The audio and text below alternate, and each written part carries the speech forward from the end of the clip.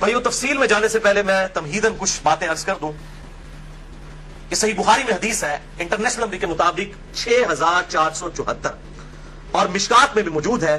4812. بخاری میں 6474, مشکات میں 4812. بڑی مشہور حدیث ہے کہ امام کائنات سید الاولین والآخرین شفیع المذنبین رحمت للعالمین سیدنا و مولانا امام اعظم محمد رسول اللہ صلی اللہ علیہ وآلہ وسلم نے ارشاد فرمایا جو شخص مجھے 2 چیزوں کی گارنٹی دے دے، ضمانت دے دے، نمبر 1 اپنی زبان کی اور نمبر 2 اپنی شرمگاہ کی، تو میں محمد صلی اللہ علیہ وسلم اسے جنت کی ضمانت دیتا ہوں. بہت بڑی ضمانت ہے، جنت کی گارنٹی آپ صلی اللہ علیہ وسلم نے فرمایا مجھ سے لے لو اگر تم اپنی زبان کی اور اپنی شرمگاہ کی حفاظت کرو. لہذا یہ شرمگاہ کی حفاظت کے پوائنٹ آف ویو سے آج میری باقی ساری ڈیٹیل گفتگو موجود اس حوالے سے انشاءاللہ ریکارڈ ہوگی. ادھر جتنے بھی بھائی موجود ہیں تقریباً 80 کے قریب لوگ اس حق بات کو لوگوں تک پہنچائیں، اور ویڈیو میں تو الحمدللہ ہزاروں لوگوں تک یہ چیزیں پہنچتی ہیں اور انشاءاللہ پہنچیں گی. تو میں ان سے بھی ریکویسٹ کروں گا کہ چونکہ اب یہ تھوڑی سینسیٹیو گفتگو ہے، ظاہر ہے کہ سیکس کے اوپر جب بھی ڈسکشن ہوگی تو ایک سینسیٹیو ایشو ہوتا ہے، اور میں نے وہ اس کی سینسیٹیوٹی کو پریزنٹ کرنے کے لیے یہ ریڈ کلر کا پیچھے بیک گراؤنڈ لگایا تاکہ جب لیکچر سامنے آئے تو مجھے بھی یاد آ جائے کہ یہ سینسیٹیو لیکچر ہے. تو اب ظاہر ہے کہ یہ لیکچر ہر مسلمان مرد و عورت کی ضرورت ہے، تو میں اس کانٹیکسٹ میں ریکویسٹ کروں گا کہ اس لیکچر کو جو لوگ ویڈیو کے وساطت سے دیکھیں گے یا بعد میں ریکارڈنگ کے بعد کسی کو دکھانا چاہیں تو اس میں ایک ریکویسٹ یہ ہے کہ فیملی کے ساتھ بیٹھ کے اس ویڈیو کو نہ دیکھیں، لڑکے جو ہیں وہ لڑکوں میں بیٹھ کے دیکھیں، لڑکیاں لڑکیوں میں بیٹھ کے دیکھیں، تاکہ اس حوالے سے کوئی ایشو نہ ہو. بعض اوقات ایسے الفاظ ظاہر ہے وہ مطلب آئیں گے، وہ الفاظ میرے کوئی ذاتی تو نہیں ہے، وہ تو on the behalf of God and his prophet صلی اللہ علیہ وسلم ہم بیان کر رہے ہیں. وہ ساری چیزیں اللہ اور اس کے رسول صلی اللہ علیہ وسلم نے بیان کی ہیں، تو ان کو بیان کرنے میں کوئی حرج نہیں ہے. اور آج آپ کو احادیث کی سینسیٹیوٹی سے اندازہ ہوگا کہ یہ کتنا اہم ترین مسئلہ ہے، اور خصوصاً آج کل جبکہ سوشل میڈیا کا فتنہ مسلمانوں کو اپنی لپیٹ میں لے چکا ہے، جو کہ اونلی پریکٹسنگ ریلیجن ہے آن دا فیس آف ارتھ اسلام، ان کو بھی اب اس اعتبار سے مسلمانوں کو بھی اس بے حیائی کے فتنے میں ڈالا جا رہا ہے. تو آج کل تو لوگوں کے پاس کتابیں پڑھنے کا ٹائم نہیں ہے، علماء کی تقریروں کا ٹائم نہیں ہے، ویسے بھی وہ اس قسم کی باتیں بیچارے پبلک کے ڈر سے کرتے بھی نہیں ہیں. تو بہرحال یہ چیزیں ریکارڈنگ میں آئے گی تو انشاءاللہ ہزاروں لاکھوں لوگوں کے لیے ہدایت کا سبب انشاءاللہ بنے گی. ہم اللہ تعالیٰ سے دعا کرتے ہیں کہ اللہ تعالیٰ حق بات کہنے کی اور اس پہ عمل کرنے کی توفیق عطا فرمائے.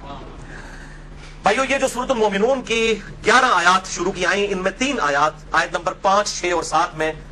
جو سیکس کا ڈسپلن ہے اسلام کا اس کے اوپر ایمفسائز کیا گیا. اعوذ باللہ من الشیطان الرجیم والذین هم لفروجہم حافظون. اہل ایمان کی نشانی یہ ہے کہ وہ اپنی شرمگاہوں کی حفاظت کرتے ہیں، اور پھر ساتھ ہی ارشاد فرمایا گیا 2 ایکسیپشنز ہیں، الا علی ازواجہم، سوائے اپنی بیویوں کے، او ما ملکت ایمانہم، یا پھر ان کے ہاتھ کا مال جو کنیزیں ہیں، لونڈیاں ہیں وہ، فإنہم غیر ملومین، تو پھر اس معاملے میں بے شک ان کے اوپر کوئی گرفت نہیں ہے. فمن ابتغى وراء ذلك، اور جو کوئی ان 2 راستوں کے علاوہ کوئی بھی راستہ اختیار کرے گا، کوئی بھی تیسرا راستہ، فأولئک هم العادون، تو ایسے لوگ اللہ کی حدوں سے پھلانگ جانے والے ہیں، اللہ کی حدوں کو توڑنے والے ہیں. وَلِعَوْذُ بِاللَّهِ تَعَالَى. بھائیو ان آیات سے بالکل واضح ہو گیا کہ اہل ایمان کی شرمگاہوں کا جائز استعمال صرف اپنی بیویوں اور اپنے ہاتھ کا مال لونڈیوں اور کنیزوں کے ساتھ ہے، جو جنگی قیدی ہوتی ہیں، اور وہ بھی سب عورتیں نہیں، ایسی عورتیں کہ جو جنگ میں مسلمانوں کے ساتھ لڑنے کے لیے آئی ہوتی ہیں. اب یہ ایک ڈیٹیل سے الگ ٹاپک ہے چونکہ یہ ابسلیٹ ہو چکا ہے اس وقت کافی حد تک یہ معاملہ، اس لیے لونڈیوں کے حوالے سے میں آج ڈسکشن نہیں کروں گا، اس پہ تو علیحدہ سے پھر 1.5-2 گھنٹے چاہیے. بہرحال کسی کو شوق ہو تو اس حوالے سے ایکسکلوسیو کام، امت لیول کا کام ایک شخص نے کیا ہے، اور وہ ہے مولانا مودودی رحمہ اللہ، المتوفى 1979 عیسوی. انہوں نے اپنی ینگ ایج میں، جب ان کی عمر صرف 22 سال تھی، میری الحمدللہ اس وقت 39 سال ہونے والی ہے اور لیونر ایئرز کے اعتبار سے 40 سال ہو چکی ہے،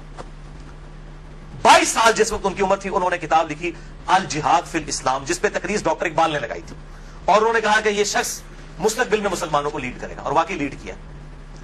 تو الجہاد فی الاسلام میں انہوں نے جو لونڈیوں کا کانسیپٹ ہے، اور اس حوالے سے پوری دنیا میں فتنہ ہمیشہ اٹھایا جاتا ہے. آج کل کچھ ویڈیوز بھی آئی ہیں، مجھے بھی کافی لوگوں نے بھیجی. ایک وہ غیر مسلم ہے، اس وقت مرتد ہو چکا ہے، مسلمان تھا 16 سال تک وہ مسلمان رہا، اس کے بعد وہ ارتداد کا شکار ہوا اور اس نے مسئلہ یہ لونڈیوں والا اٹھایا ہے. حالانکہ وہ بالکل آؤٹ آف کانٹیکسٹ، کچھ چیزیں کچھ اور ہیں، ان کو بگاڑ کے پیش کیا جاتا ہے. بہرحال الجہاد فی الاسلام پڑھیں، مولانا مودودی کی کتاب. اس حوالے سے جو ایران کے اہل تشیع نے فتنہ اٹھایا ہے نکاح متع کا، یا سعودی عرب کے اہل سنت علماء کی طرف سے، اہل حدیث کی طرف سے، یہ میں سعودیہ کے اہل حدیث کی بات کر رہا ہوں، باقیوں انڈیا پاکستان بنگلہ دیش کے اہل حدیث کی بات نہیں کر رہا، انہوں نے نکاح مسیار کے نام سے، آپ نام ہی دیکھیں نکاح مسیار، آسانی والا نکاح، نکاح متع،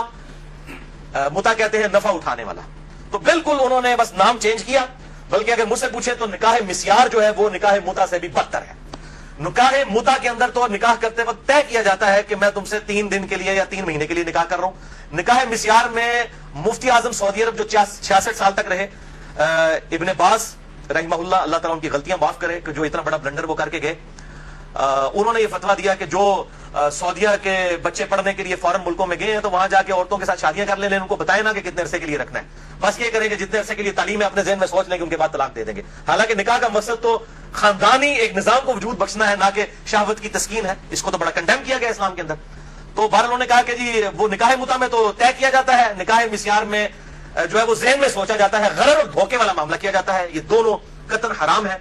نکاح متع کسی حد تک موجود تھا، بخاری اور مسلم میں احادیث موجود ہے، اور بخاری اور مسلم میں ہی مولا علی علیہ السلام سے احادیث موجود ہے کہ قیامت تک کے لیے یہ نبی صلی اللہ علیہ وسلم نے منع فرما دیا۔ تو یہ علماء یہود کا کردار ایسے علماء ادا کرتے ہیں،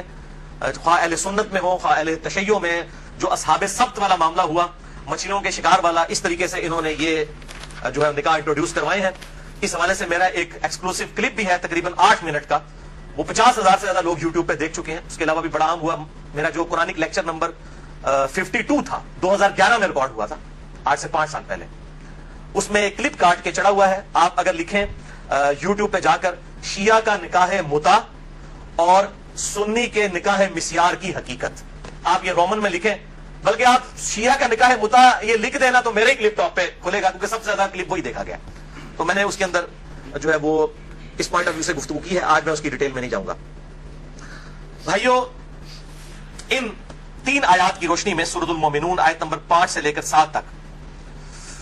بالکل اللہ تعالیٰ نے واضح طور پر فرما دیا کہ شرمگاہ کا استعمال ایک مسلمان مرد اور عورت میاں بیوی کے ریلیشن شپ میں یا لونڈیوں والے معاملے میں ہو سکتا ہے، اس کے علاوہ اس کی قطعاً اجازت نہیں، خواہ نکاح متع ہو خواہ نکاح مسیار ہو۔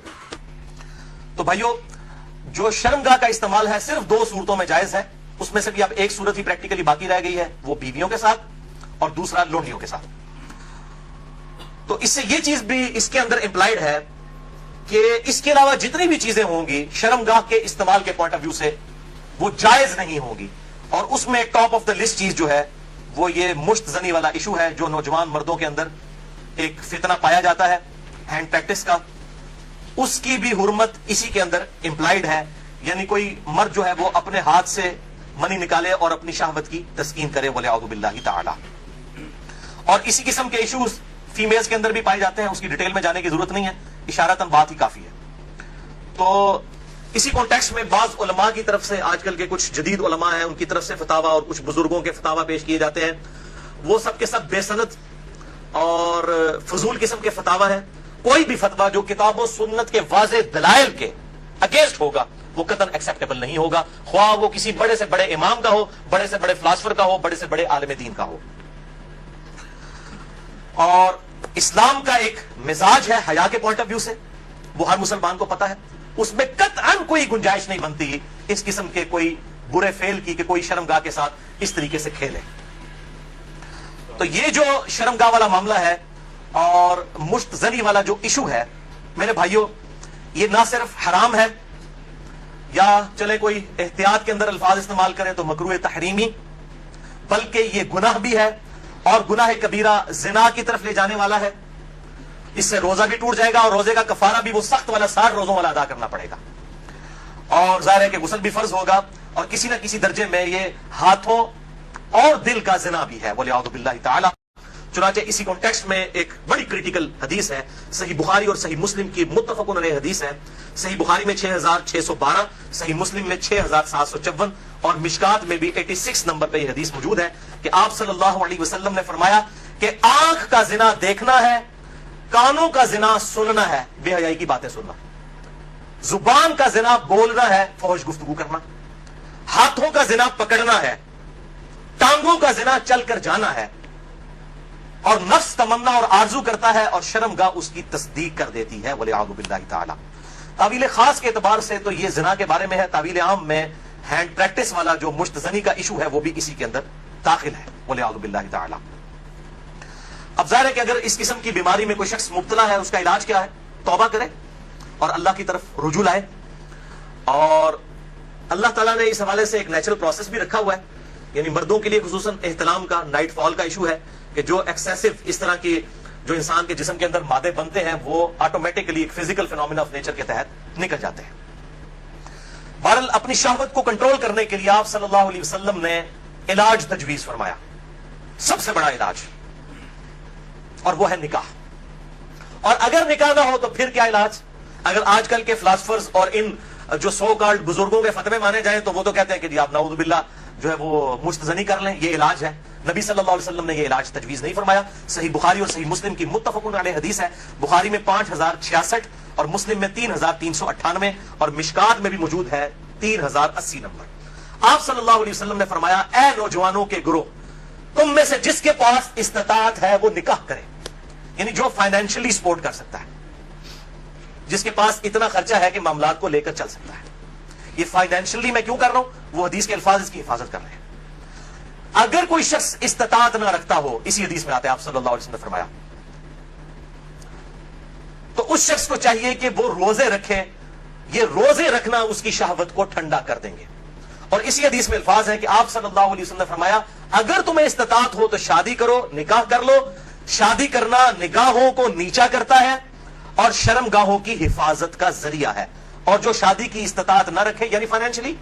یہ تو نہیں ہے کہ وہ نہ مرد ہے، نہ مرد ہوتا تو آپ صلی اللہ علیہ وسلم نکاح کا تو نہ کہہ رہے ہوتے، جو شادی کی استطاعت نہ رکھے وہ روزے رکھ لے۔ تو یہ بالکل کلیئر کٹ ہو گیا کہ صرف روزے رکھ کر اس حوالے سے شہوت کو کنٹرول کیا جائے گا اور کوئی سورس نہیں ہے۔ اور بھائیو، سوشل میڈیا کے اعتبار سے جو آج کل فتنہ اٹھا ہے، یعنی کمیونیکیشن گیپ ختم ہو چکا ہے فیس بک، یوٹیوب کے ذریعے۔ یعنی پہلے زمانوں کے اندر تو اگر کوئی لڑکی لڑکا آپس میں کسی اعتبار سے رابطہ بھی کرنا چاہتے تھے تو کوئی رابطے موجود نہیں ہوتے تھے، لیکن سوشل میڈیا اتنا بڑا فتنہ ہے کہ کوئی غیر محرم مرد و عورت آپس میں رابطہ کر سکتے ہیں۔ اور میں اس میں کہتا ہوں یہ اتنا بڑا فتنہ ہے کہ اس فتنے سے صحابہ کرام علیہم رضوان کو بھی نہیں گزرنا پڑا۔ ان پر قتال کی شکل کا فتنہ آیا، یہ فتنہ پنجابی والا نہیں ہے، یہ عربی والا ہے، آزمائش۔ لیکن بے حیائی کا جو طوفان بدتمیزی ہے، بلکہ صحیح سنامی جو ہے، اس کا عشر اشیر بھی صحابہ کے دور میں نہیں تھا۔ کیا اس دور کے اندر صحابہ باہر نکلتے ہوں گے تو 20 فٹ بائی 50 فٹ کی موبائل کمپنیوں کے اشتہارات لگے ہوتے تھے بے پردہ عورتوں کے؟ اور یہ سوشل میڈیا اور ٹی وی، اس کے جہاں پہ پازیٹیو یوز ہے، یہ نیگیٹو یوز والا جو معاملہ اس زمانے میں تو نہیں تھا۔